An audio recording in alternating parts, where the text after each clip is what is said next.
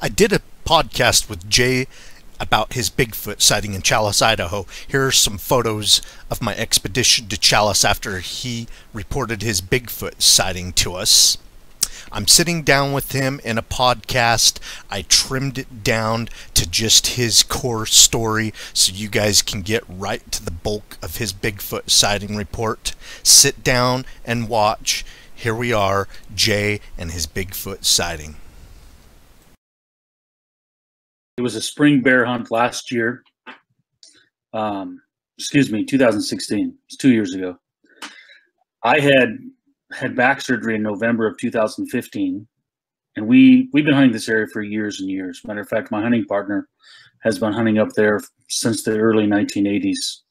So it's an area we know very, very well. The morning that this happened, we have 3 bait sites set up, 3 different tree stands. And because of my back surgery, my 2 buddies were going to get me up into my tree stand and then, help me up in there because of my back surgery. And then we were going to meet up at 1 o'clock. When we got to the area, we park our 4-wheelers and we walk in about 3/4 of a mile to a mile to each tree stand. When we got there, one of my hunting partners and I, both of us are former United States Marines. And we noticed that the sounds of the forest they just weren't there. There was no birds, there was no crickets, there was no squirrels moving around. And both of us recognized it. I even made a comment. I said, it feels like we're walking into an ambush. And one of my buddies says, well, maybe it's just Eclipse. There's a bear that we've been seeing on our trail cams for 5 years. We named him Eclipse because he's so big that he stands and eclipses the entire bait barrel and tree in front of it. It looks like you may have a picture of him. He's a big boy. And so you, as an experienced hunter, and anyone who's an experienced hunter, you pay attention to your surroundings. It's called situational awareness. And we just noticed it just felt different. We got to my tree stand, and as I started to climb up in it, I was about 8 feet up off the ground, and the ladder shifted, and I almost went off. I was hanging on, my feet had gone off, and that's when we noticed something had messed with our tree stand. And it's happened before. Bears have gone in there and messed with stuff. So we just re-secured our straps. I climbed up in the stand and was facing towards the barrel. My 2 buddies left. And our plan was to meet up for lunch at about 1 o'clock. Now, part of the things that I didn't put in that report, I had been suffering from sleep apnea where I didn't get a lot of sleep. And so I had dozed off while I was in the stand. And I woke up to this yoop. It was 3 in a row. It was a consistent yoop, yoop, yoop. And I heard it. And I heard it again, and I finally realized, oh man, I've been sleeping. So I thought it was one of my buddies. I looked first down towards the barrel. I looked below the tree stand. I looked to the left down the hill, and then when I shifted my body and looked to the right, that's when I caught the color. It was a deep red, like a cinnamon red color, but it had longer hair than a bear. It was squatting down like a human would squat down. And just as I turned and it was about 60 yards away, it was, like I said, it was squatted down in a ball. And when I turned and looked at it, it turned still in the squatting position. So I pulled my rifle to look through the scope to see what it was. And it turned still in the squatting position. It turned, it stood up, it grabbed a tree branch with its arm, and it walked off on 2 legs. So I only saw it for a few seconds. But I'll tell you, in that few seconds, I was paralyzed with, what was that? It did not fit any reference of any animal that I'd ever seen in 40 years of being in the woods. But this instant fear came over me. And the only time I have ever felt something like that before was when I was in high school and I was out hunting, and I came face to face with a cougar, literally within 30 feet. of a cougar who was staring at me. And it was the feeling that I'm assuming prey animals get when a predatory animal is locked on them. It was just an overwhelming sensation of paralysis. I mean, I couldn't shoot him. I was frozen, having like I don't know how to describe it, an outer body experience. And I look at myself as a pretty tough guy. I've taken down some pretty big animals, but I could not pull the trigger because I could not identify what I had just seen because it looked human to me. It moved like a human moves.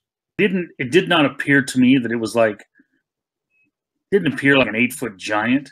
Right. The body was more like a human teenager. You know how they're long and lanky, but you can still see muscle definition. Right. It was long and lanky. I would love to go back up there and have someone get in that exact same position. I could tell you then more accurately how tall it was, but it was probably 6 or 7 feet tall. It was a deep red, like more red than any bear I'd ever seen. When this happened, I replayed that in my mind for months before I decided to send in any report. I couldn't sleep because to this day, I still don't know what I saw. I'm hesitant to call it a Bigfoot because I'm one of those guys who believes if they were out there, we'd find a body, but I can only tell you what it was not.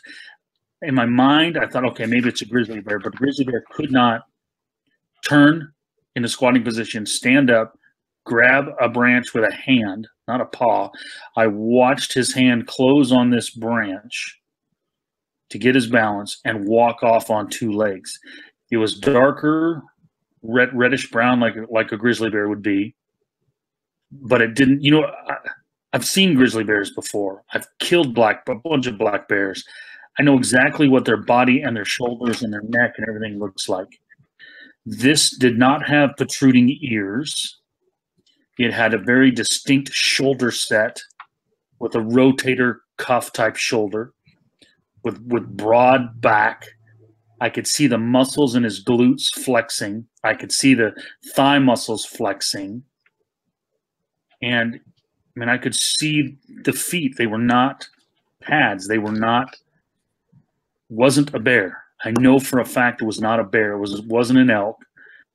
I can't tell you what it was. I can only tell you what it was not. But I couldn't get a good night's sleep for months and months and months. And I didn't tell anybody. To this day, my hunting partners don't know. My son was with me. He doesn't know. Because all of us are the type that would say, the baloney, this is BS. You didn't see that. That's another reason why I don't want to get my name out there. I don't want people calling me. It's one of those situations where I know what I saw, and it looked, walked, moved with fluid movement, not herky-jerky movement like a bear. I've seen bears stand up. I've seen them when I've been in ground blind stand up and try to get a good smell and move on their back legs, and they move with a herky-jerky waddling. This thing moved with efficiency, and it moved with fluid movement on 2 legs. The moment I turned to face it, it could see me turning, and it just pivoted, stood up, walked out. But that's not the whole part of the story.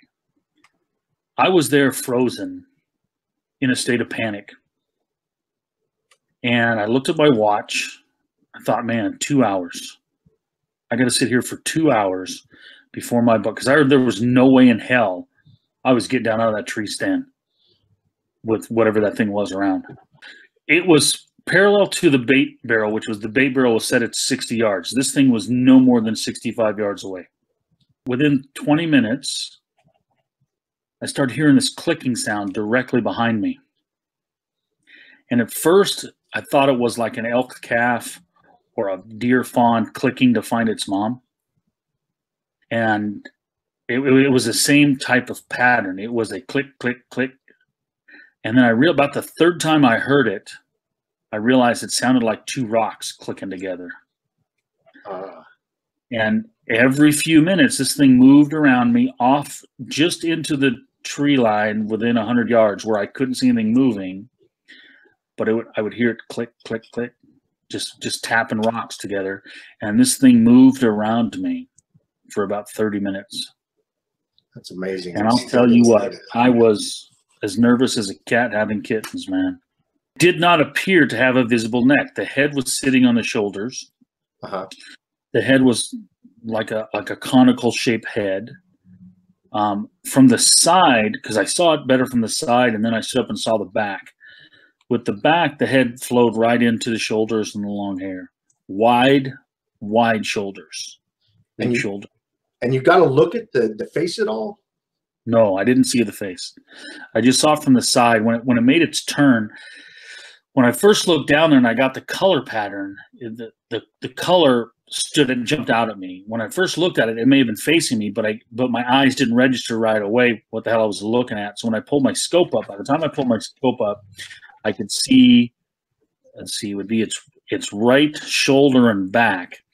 But its face must have been dark because it was squatting down facing me. And when I first looked that way, I couldn't make out facial features. So I'm assuming the face had to have been dark, but I couldn't tell you because I didn't see the face clearly. So you were able to get a scope on it and get a better look at it through your scope? Yeah. And that's when I saw the back of it, the shoulders and the legs and the muscle flex. I mean, you could see the gluteus muscles and the thigh muscles as it was stepping off. Yeah, that's amazing. You're up there hunting bears. You know exactly the profile, the structure of a bear, and you know instantly and throughout the entire encounter, you were not looking at a bear. You were looking at something that was more human than anything. Yeah. It was more human than anything. If anyone asked me, if someone asked me what and no one has, you're the only person that I've talked to about this. If someone asks me what I think a Sasquatch is, it has to be a race of human. It's not an ape. It might have hair like an ape, right? But it's got to be a race of human. Man, that just gives me chills. You know, my grandfather had 3 Bigfoot walk up within about 30 yards of him and observe him. And some of the descriptions that you've given me are the same types that he gave me, and the paralysis and just the shock that he was in. And my grandfather had his sighting in the 30s, and there wasn't the phrase Bigfoot back then. He didn't know what he had saw, but he thought it may have been a primitive form of giant hairy people. They observed him like people, acted like people, and the smallest one, which was as tall as he was about 6'3". He was trapped fishing, and his only way to get away from them was jump in the lake and start swimming. They were blocking his escape. And so once he got his fear under control, he started fishing again. He's like, maybe I just need to keep doing what I was doing. They're just standing there watching me. And then he was like, well, maybe they're here for my fish, because he's caught a few. He chucked one back, and the smallest of the 3 come up, grabbed the fish, took it back to the rest. So he started throwing the rest of his fish back. And after they retrieved a few, they left.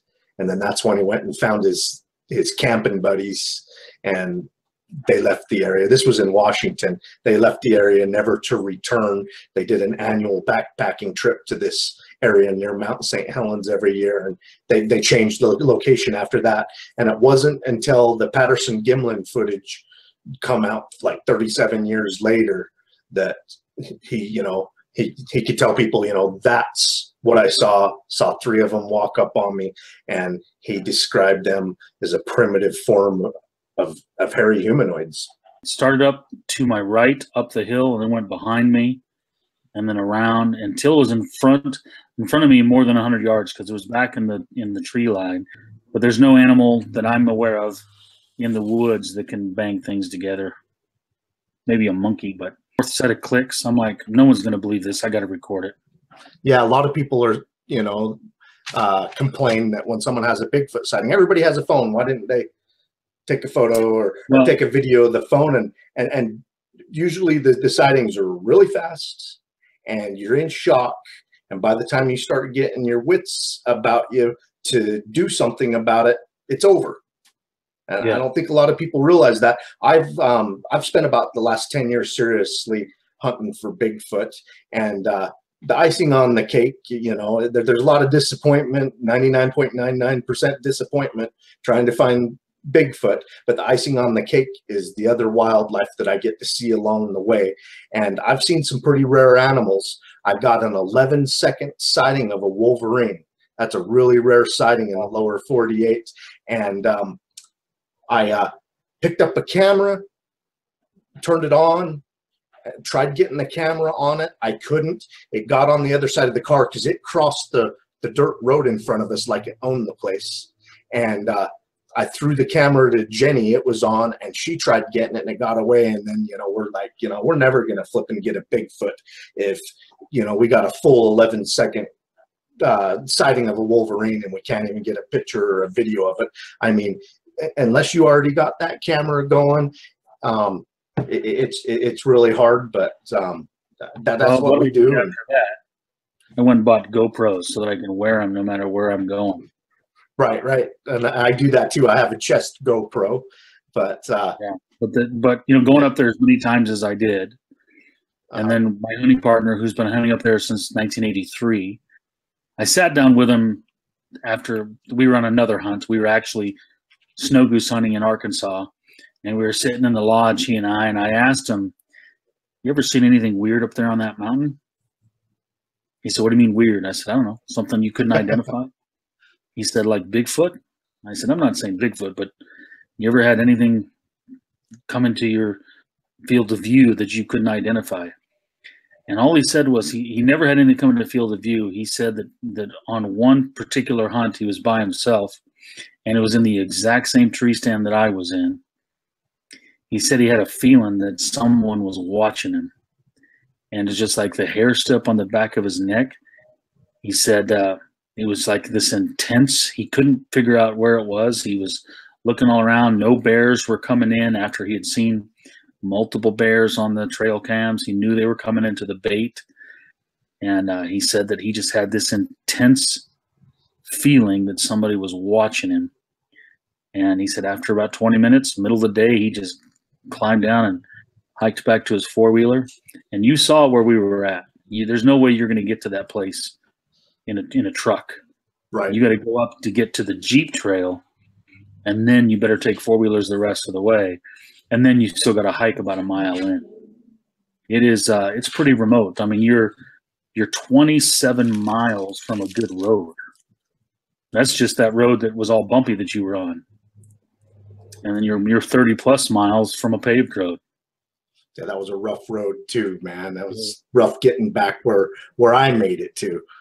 Yeah, not very many people hunt back there. It's just it's too tough to get to. We've seen, of all the years we went up there and putting our trail cams up there, one time we've seen another hunter, and it was a guy with some dogs came on our trail cams.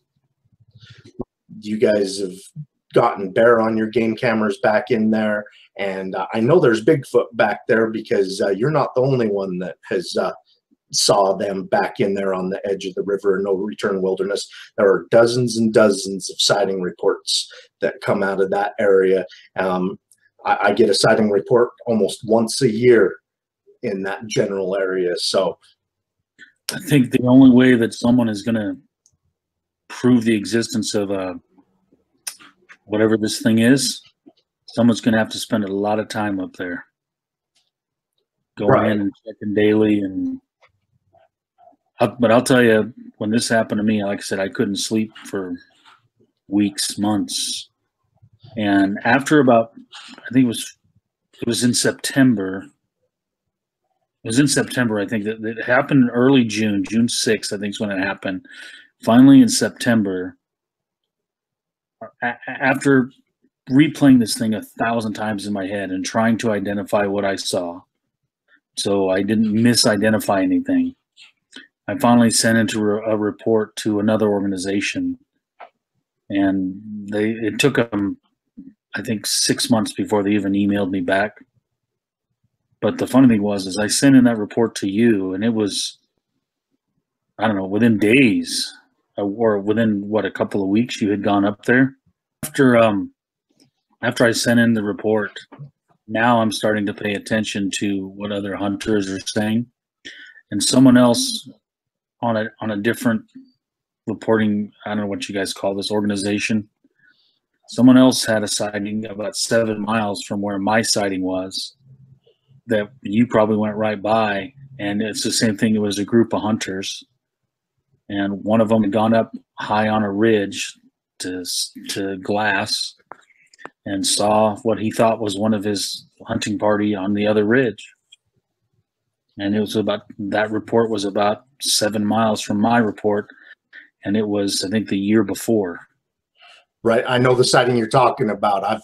I've spoke to that guy on Facebook several times, and he saw your sighting report investigation, and he got a hold of me, and he's like, I had a sighting near there, and told me a little bit about it, and you know, people are seeing them there, and right there on the edge of the river in no return wilderness.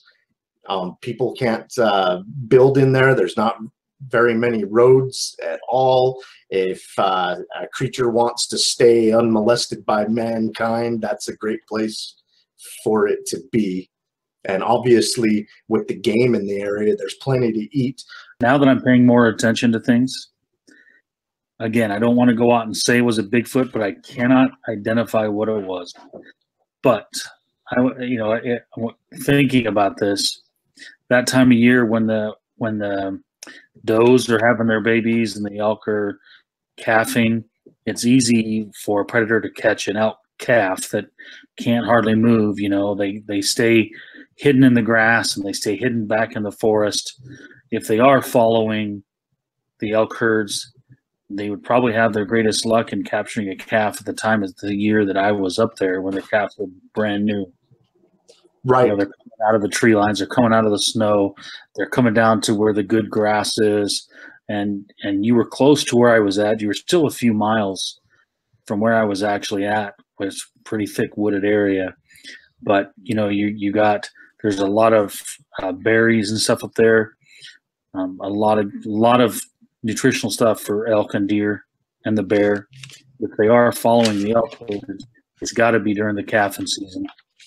A Bigfoot sighting that I had an opportunity to get into the day after it happened, and then a couple of days later with the witness. The witness got a hold of a guy that knows me and also knows Todd Strong, and Todd Strong is the BFRO investigator for the Utah area. And he got a hold of me the day after the guy had his sighting, and I didn't know the exact spot, and he's like, the guy can't take us back up there for a couple of more days because of his schedule, but he's going to take us to the spot. You know, I shot right up there and started looking around, although I didn't know the exact spot. I just knew the general area. And then when we were able to hook up with that guy, Todd Strong also come along, and we did our investigation up there. But what happened is he was hiking with his girlfriend, and he heard a screaming doe, a doe in distress. Mm-hmm. And him and his girlfriend come upon the doe about 10 minutes later, and it was still screaming. Well, it's laying there dying, and it's trying to give birth to a stillborn. And the guy's name's Curtis. You guys can go look up Curtis's Bigfoot sighting on my YouTube. We've actually interviewed him on there at the location. Well, he's trying to pull the fawn out, and it's sloughing off. It's been dead for quite a while, and finally he gave up trying to pull it out, and he went up to the head of the doe and started petting her and trying to calm her and just, you know, give her some support, some emotional support. And she finally expired while he's petting her. And after she expires, he notices up on the hill about 70 yards away, Bigfoot standing there staring at him. And then that's when he, looked up at it, and both of him and his girlfriend noticed it at that time too. And they started observing it. Once it noticed them seeing it, it made its way up over the ridge. Now, if this creature wasn't interested in an easy meal, why would it come in? Was it going to come in and do the same thing Curtis did, try to save the doe's life? No, I don't think so. I think that Bigfoot was there for an easy meal. We do the reenactment and stuff there with Curtis trying to stand where the Bigfoot was to get a size comparison and stuff. And me and a couple of my team members, we get up there and we start finding the footprints of this thing. 17 inches long by about 7 inches wide, and then at the widest point. And then there's a few places where it's steep, where you can see it put its hand down on the ground.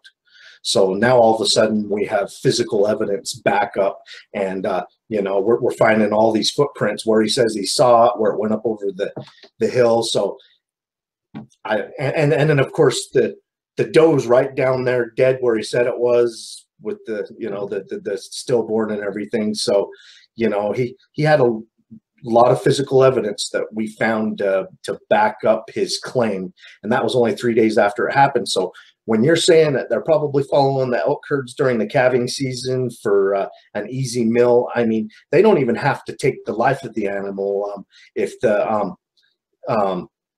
placenta isn't eaten by the mother and just left behind, that's an easy meal. And then of course there's going to be a percentage of them that are going to give birth to stillborns, very easy, and then the calves are an easy meal. So yeah, I really do believe that a Bigfoot will take meat if it can, and I really have to agree with you. It's probably following the elk herds during that same time of year for that reason. After this happened to me, and I started paying a lot more attention and reading reports and not really directly asking people, but talking to friends that are hunters and just asking if they had any weird things happen that they couldn't explain. Most of the people that are in my circles, they don't even want to, if they have seen anything, they're not telling me. They don't believe. I didn't believe in it. I will tell you, I just don't have an answer for what it was. Right. Because it moved like a human. And someone was asking on one of the reports, they were asking someone else, but I was thinking about the answer. If someone asked me what I thought it was, or do you think it was someone in a monkey suit, it crossed my mind, could someone have hoaxed me? Except I'm 27 miles from a good road. I'm out in the woods with a bunch of other rednecks with rifles during hunting season. It would not be smart to try to hoax somebody who's armed in a tree stand, who's ready to kill something. So, like I said, it was not a bear. It was not an elk. And I'll ask you the question, what do you think 27 miles from a road with a bunch of hunters with rifles? Well, I'm not embarrassed to say it. I think you had a Bigfoot sighting. You don't want to put that label on it because you just don't want to accept that's what it is. And also your entire life, you haven't been able to go to a zoo or whatever, and someone say that's a Bigfoot. You don't know what you saw, but it wasn't any of the animals in the area. It was human-like, covered in hair, and what, a dark cinnamon type, brown type hair. Yep. And the feeling that overwhelming feeling of fear, frozen panic. I mean, I've looked at the only other time that ever happened to me was when I was standing eyeball to eyeball with a cougar who wanted to eat me. And had my friend Kevin not come running up, that cougar probably would have pounced on me.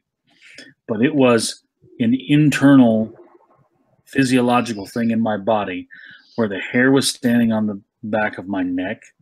Right. And it was an overwhelming feeling. It was unlike anything that I'd ever felt on any previous hunting trip. It did not fit any reference I had of any animal that I've ever seen in the wild. I've been blessed to see a lot of animals in the woods.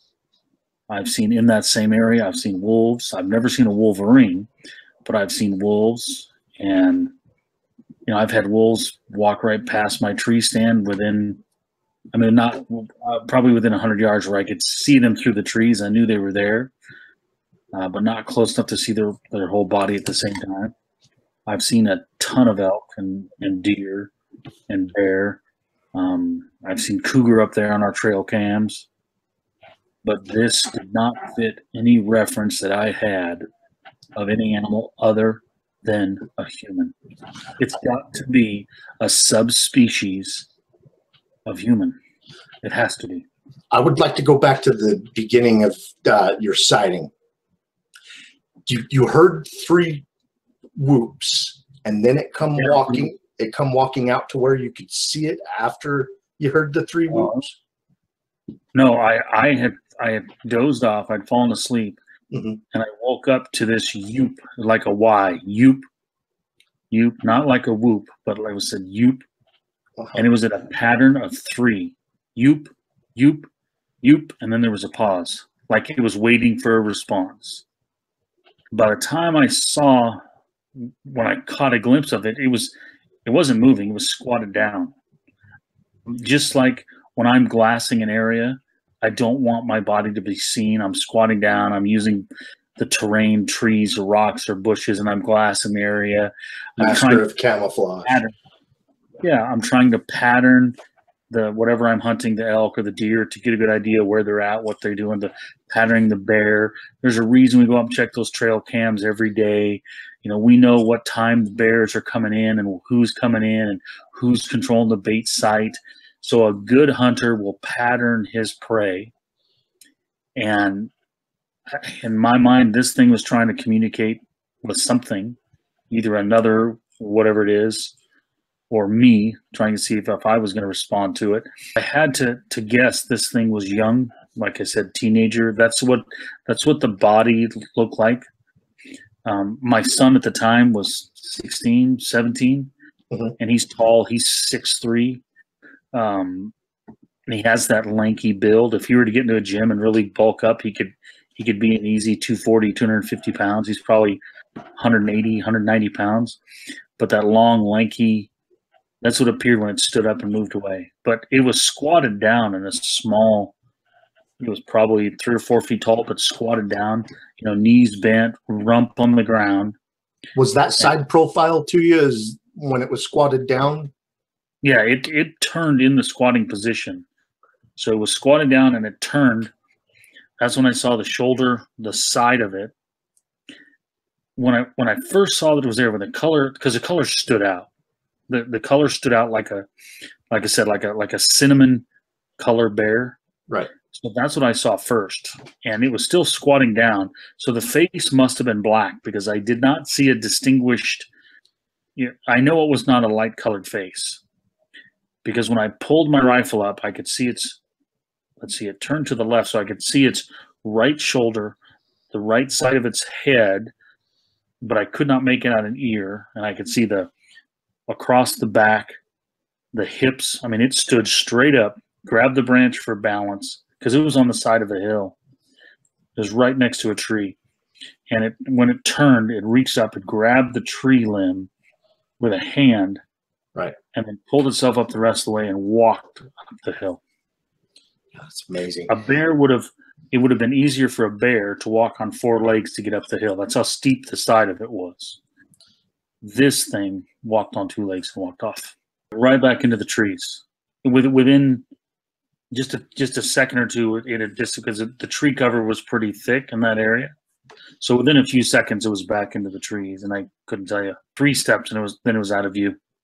My rifle was on, so I have a crossbar on my tree stand. Right. My rifle was sitting on the crossbar, facing towards the bait barrel, and I had been leaning back when this pattern. I heard it 3 times before I actually moved. I heard that yoop, yoop, yoop, pause, and it was probably a 15-second pause, you. And the third time is when I leaned forward and I started to look, where was this coming from? I looked at the bait barrel, looked down by the tree, and then when I looked to my right and I saw the color, the moment I saw the color, it started to, when I caught a glimpse of it, it immediately moved. The moment I looked towards it, because my whole body had to shift, it was up and to the right from my tree stand. So I had to shift my whole body to look in that direction. And it, like I said, I saw the color, and then it immediately started to pivot. I drew my rifle up on it. By the time I got my rifle up, I could see the shoulders, the back, the glutes, the thighs. This thing had a, when it grabbed the tree, it reached up with its right hand, grabbed the tree, and you could see forearms like Papa. I mean, it was big. So even though it wasn't, and again, unless I put someone in that position where I could show the exact tree and where he grabbed, I can't give you a definitive size, but it wasn't, it didn't appear to be like a huge giant, but it, 6 or 7 feet tall, probably within a man's size.